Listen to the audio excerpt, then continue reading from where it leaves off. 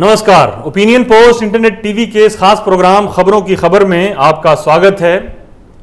होटलों रिसोर्टों में विधायकों की परेड कराकर लोकतंत्र की रक्षा करने के बाद विपक्षी दल अपने विधायकों को एकजुट रखने की कोशिश कर रहे हैं। शरद पवार परिवार की दुहाई दे रहे हैं, अजित पवार को मनाने के लिए फोन कर रहे हैं या मनाने का दिखावा कर रहे हैं, लेकिन विपक्ष का पूरा खेल परिवार के गिर्द घूम रहा है। ये महाराष्ट्र की कवायद है। महाराष्ट्र में जो हो रहा है वो परिवार के गिर्द हो रहा है, परिवार के लिए हो रहा है। आपने ये डायलॉग सुना होगा कि चचा ही भतीजा है और भतीजा ही चचा है, लेकिन यहां थोड़े बदलाव के साथ ये कहा जा सकता है कि परिवार ही लोकतंत्र है और लोकतंत्र ही परिवार है। कितना सिमट गया है लोकतंत्र। जब लोकतंत्र नहीं था, देश की सत्ता परिवार में रहती थी, तब राजा महाराजा अपना राजपाट अपने सबसे प्रिय औलाद को सौंप कर चैन की बंसी बजाते हुए दुनिया से रुखसत हो जाते थे।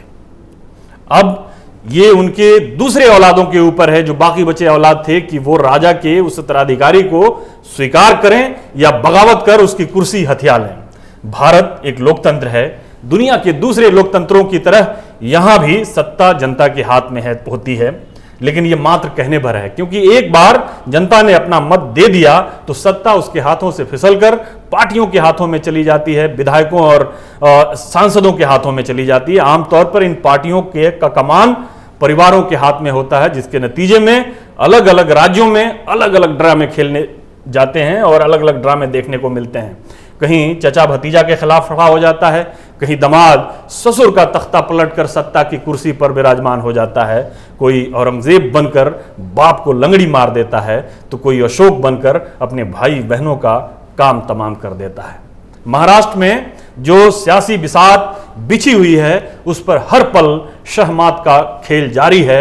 मोहरे पिट रहे हैं, मोहरे उठ रहे हैं, लेकिन इस बिसात पर जो असल चीज है वो परिवार है, या डायनेस्टी कह लीजिए, और डायनेस्टी की महत्वाकांक्षाएं हैं। 24 अक्टूबर को महाराष्ट्र की जनता ने विधानसभा चुनाव में ऐसे नतीजे दिए कि चुनाव पूर्व के सभी कस्मे वादे टूट गए। पुराने दोस्त नए दुश्मन बन गए, पुराने दुश्मन नए दोस्त बन गए। महाराष्ट्र की जनता ने पार्टियों के सामने 3 विकल्प रखे।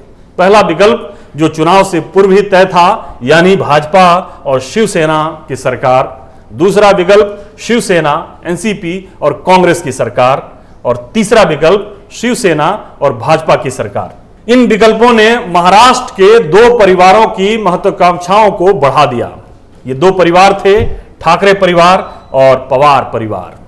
ठाकरे परिवार को लगने लगा कि सत्ता अब उनके परिवार की मुट्ठी में आ चुकी है।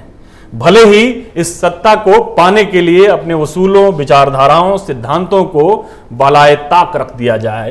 पहले तो उन्होंने फंसे हुए रिकॉर्ड की तरह यह रट लगाकर बजना शुरू कर दिया कि मुख्यमंत्री तो शिवसेना का ही होगा, मुख्यमंत्री तो शिवसेना का ही होगा, मुख्यमंत्री तो शिवसेना का ही होगा।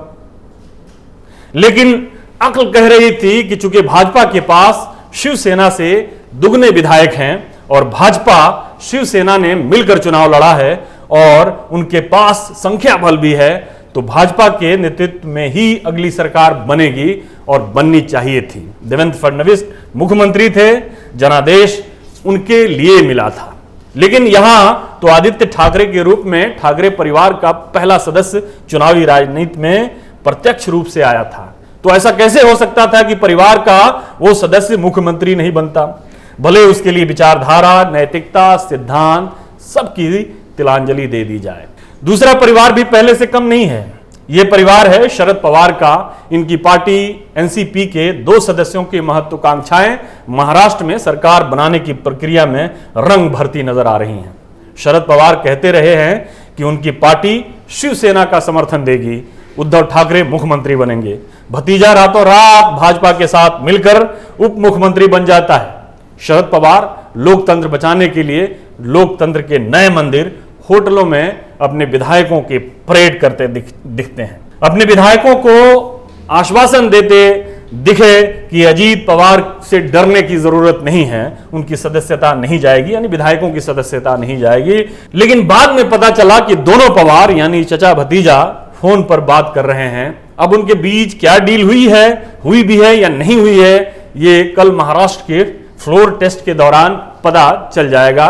लेकिन यह तथ्य जग जाहिर है कि इस परिवार के 2 सदस्यों को अपना राजनीतिक भविष्य सुनिश्चित कर लेना है, जिसके चलते दोनों तरफ से चालें चली जा रही हैं, अलग अलग तीर चले जा रहे हैं, अलग अलग असलहे और बारूद छोड़े जा रहे हैं। पहले यह माना जा रहा था कि अजीत पवार ही शरद पवार के राजनीतिक उदाराधिकारी होंगे, वही एनसीपी का कमान संभालेंगे, क्योंकि पिछले 20-25 वर्षों से वही इस पार्टी के कर्ता धर्ता थे। शरद पवार के बाद नंबर 2 अगर कोई था तो वही थे। लेकिन इधर कुछ वर्षों से शरद पवार का मन बदला हुआ दिख रहा है। इस बदलाव से अजीत पवार भी वाकिफ हैं और इस बदलाव की वजह से उनके कान खड़े होना लाजमी है। अजीत पवार समझ गए कि चचा भतीजे के बजाय बेटी को पार्टी की कमान सौंपना चाहते हैं। इस परिवार का आपसी झगड़ा सुप्रिया सुले की व्हाट्सएप के इमोशनल स्टेटस से भी जाहिर होता है। सुप्रिया ने लिखा, power comes and goes, only relationship matters. यानी मैं समझती हूं कि सत्ता आती है और चली जाती है, लेकिन जो रिश्ते होते हैं वही अंत तक काम करते हैं। यह स्टेटस अजीत पवार के भारतीय जनता पार्टी के साथ मिलकर सरकार बनाने के बाद आया। अजीत पवार पार्टी की हर बैठक में शामिल थे। जो सरकार बनाने की प्रक्रिया के दौरान ये बैठकें हो रही थीं और उन बैठकों में उन्होंने ये अपनी बात रखी कि पार्टी भाजपा का समर्थन करे।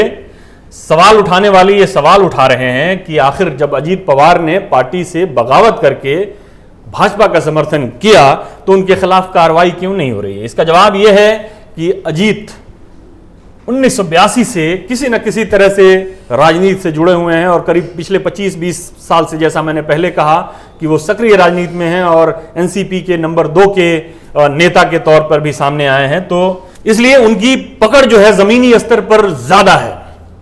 भतीजे के मुकाबले में सुप्रिया सुले के राजनीतिक अनुभव कम है और चचा भतीजे को एकदम से पार्टी से निकालने का मतलब जानते हैं। उन्हें एहसास है कि अजीत पर डिसिप्लिनरी कार्रवाई की वजह से पार्टी टूट सकती है और यह एनसीपी के लिए एक बड़ा संकट का समय होगा अगर पार्टी टूट जाती है तो। लेकिन खुद सुप्रिया सुले के ट्वीट में निहित अर्थ को देखें तो प्रेम का रहीमन धागा टूट चुका है। अब महाराष्ट्र विधानसभा में शक्ति परीक्षण का अंजाम चाहे जो कुछ भी हो, पवार परिवार का झगड़ा तूल पकड़ना ही चाहता है और इसमें जो गांठ पड़ चुकी है वो काफी मजबूत गांठ है। महाराष्ट्र में पहले जो शिवसेना की सरकार थी उसके बारे में कहा जाता था कि वो रिमोट कंट्रोल से चलती है, लेकिन पुत्र आदित्य को कुर्सी पर बिठाने के चक्कर में उद्धव ने शिवसेना की विचारधारा और परंपरा को ठोकर मार दी। हालांकि शिवसेना पहले कांग्रेस और मुस्लिम लीग के साथ मिलकर चुनाव लड़ चुकी है, लेकिन तब से अब तक गंगा में बहुत पानी बह चुका है। शिवसेना ने अपने लिए एक हार्डकोर हिंदुत्ववादी पार्टी की छवि बनाई है, लेकिन परिवार को सत्ता दिलाने के लिए शिवसेना अपनी इस छवि को तोड़ रही है। सत्ता की लालच इतनी जबरदस्त है कि जो शिवसेना सच्चर कमेटी का नाम सुनकर नाक भौं सिकुड़ाने लगती थी, बरहम हो जाती थी, देशव्यापी आंदोलन की धमकी देने लगती थी, वो आज कांग्रेस और एनसीपी के साथ मिलकर मुसलमानों को आरक्षण देने की तैयारी कर रही है। इन दो परिवारों के अलावा भी एक परिवार है कांग्रेस का वजूद ही वंशवाद पर है। वहां भी पारिवारिक झगड़ा सड़क पर आना ही चाहता है। उसकी आटें सुनाई भी देने लगी हैं, लेकिन यहां बात महाराष्ट्र की हो रही है और यहां इस परिवार का कोई प्रत्यक्ष दावा नहीं है, इसलिए उस पर कभी और चर्चा करेंगे। लेकिन सुप्रीम कोर्ट के फैसले के बाद अब यह बात तय है कि कल तक यह पता चल जाएगा कि महाराष्ट्र में भाजपा की सरकार बरकरार रहेगी या उद्धव ठाकरे का सपना पूरा होगा।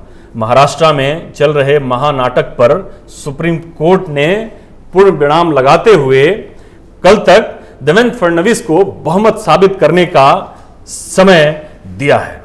लेकिन इब्तदाए इश्क है, रोता है क्या?